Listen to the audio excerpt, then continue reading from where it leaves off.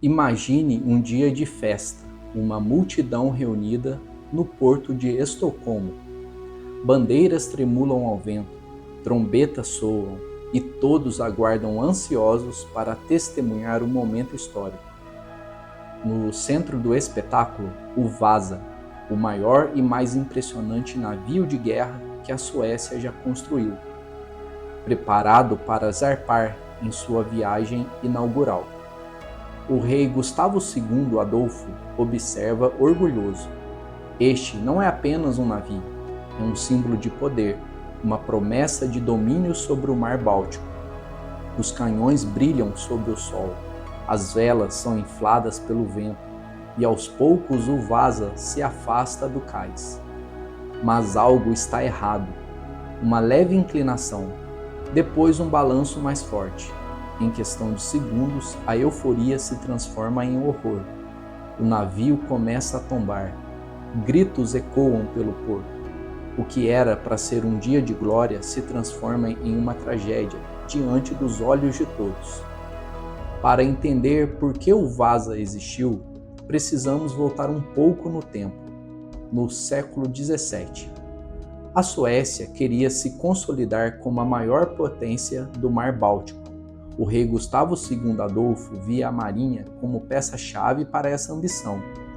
Ele precisava de um navio que não apenas dominasse os mares, mas que também impusesse respeito só de ser visto. Assim, nasceu o projeto do Vasa. A construção começou em 1626, com os melhores carpinteiros, engenheiros e artesãos da época.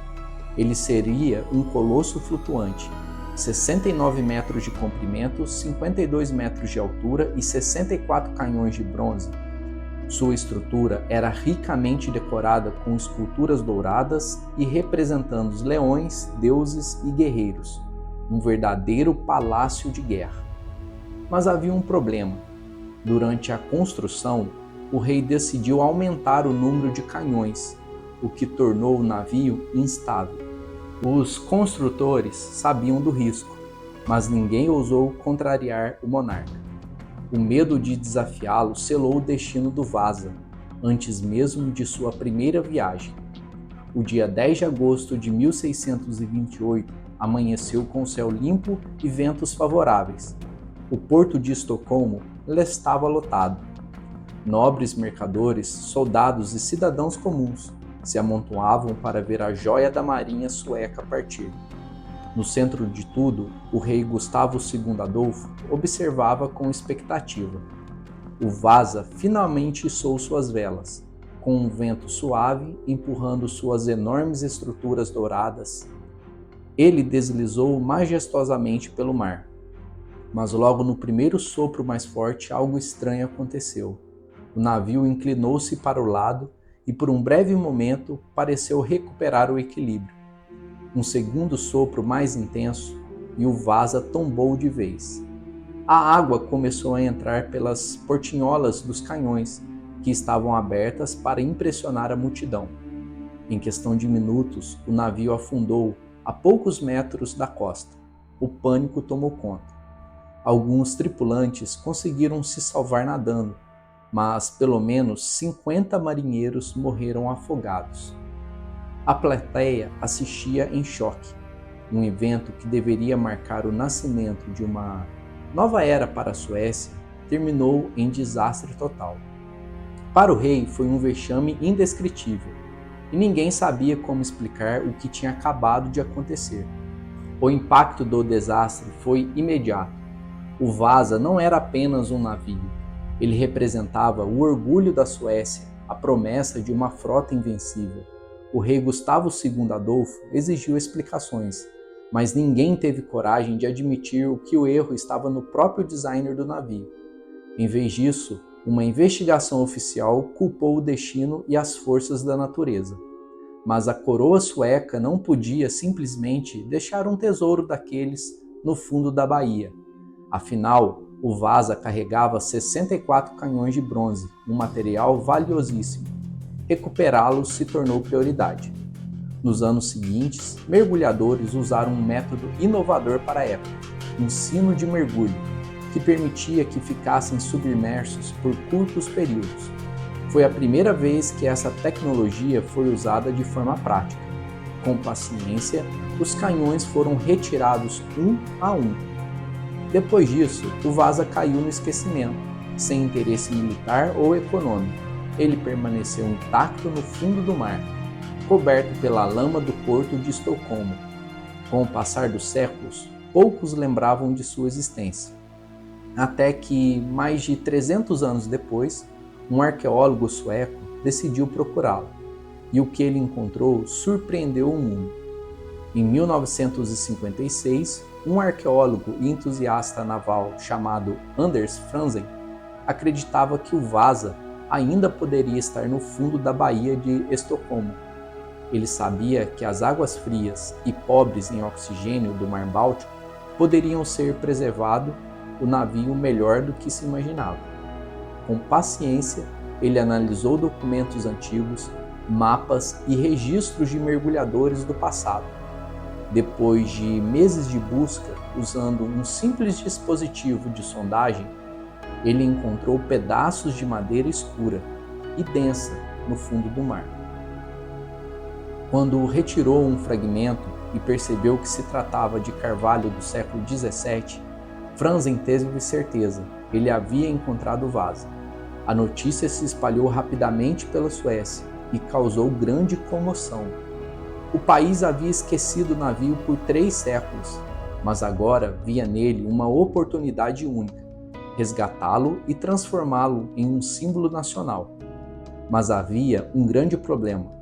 Como trazer à tona um navio de 69 metros de comprimento, submerso há tanto tempo, sem destruí-lo no processo? O resgate do Vasa se tornaria uma das operações de salvamento subaquáticos mais impressionantes da história. Trazer o Vasa de volta à superfície era uma missão arriscada. Após 3 séculos submerso, sua estrutura de madeira poderia desmoronar ao menor movimento.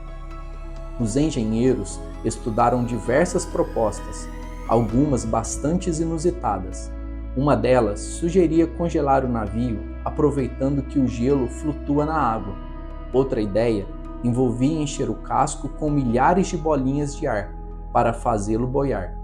Mas no final optaram por um método mais tradicional e seguro: passar cintas de aço por baixo do casco e erguer o navio lentamente com guindastes flutuantes. O processo foi longo e delicado. Primeiro, os mergulhadores cavavam túneis sobre o Vasa para passar os cabos. Depois, ele foi levantado pouco a pouco, sendo transferido para águas mais rasas. Após 5 anos de trabalho árduo, chegou o grande momento. No dia 24 de abril de 1961, o Vasa emergiu pela água pela primeira vez desde 1628. O navio, encharcado e coberto de lama, voltou à luz do dia diante de uma multidão emocionada. Mas a missão ainda não havia acabado. O maior desafio agora era preservar essa relíquia, evitando que ela se desfizesse em contato com o ar, após séculos debaixo d'água. O Vasa foi cuidado e transportado para um galpão especial, onde começou um dos processos de preservação mais ambiciosos da história. Durante anos, o navio foi pulverizado com uma substância chamada PEG, que impedia que a madeira secasse e rachasse. O sucesso do resgate e da conservação levou à construção de um museu dedicado exclusivamente ao Vasa. Em 1990, o Museu Vasa foi inaugurado em Estocolmo, tornando-se uma das atrações mais impressionantes da Europa. Hoje, milhões de visitantes do mundo inteiro vão até lá para ver o único navio de guerra do século XVII preservado quase por completo. Com suas esculturas ornamentadas e estrutura colossal, o Vasa transformou-se em um verdadeiro espetáculo, uma prova de que até os maiores fracassos podem virar grandes legados. Mas o que começou como uma vergonha nacional terminou como um dos maiores tesouros históricos da Suécia. O Vasa nasceu como um desastre, um símbolo de arrogância e falhas humanas. Mas o tempo transformou esse fiasco em um dos maiores triunfos arqueológicos da história. O que era para ser uma humilhação virou um legado. O navio, que afundou antes de lutar em qualquer batalha, se tornou uma das atrações mais visitadas da Suécia, ensinando ao mundo uma lição valiosa. Nem todo fracasso é o fim da linha. Às vezes, ele pode ser apenas o começo de uma nova história. E já que estamos falando de mistérios submersos, que tal mergulhar ainda mais fundo?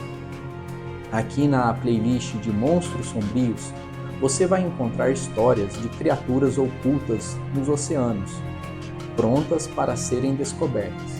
O próximo vídeo já está te esperando. E se gostou dessa viagem, deixe seu like e inscreva-se aqui no canal Odisseia e Mistérios, para não perder as próximas explorações pelo desconhecido. Nos vemos no próximo mistério e obrigado por embarcar nesta jornada comigo. Até mais!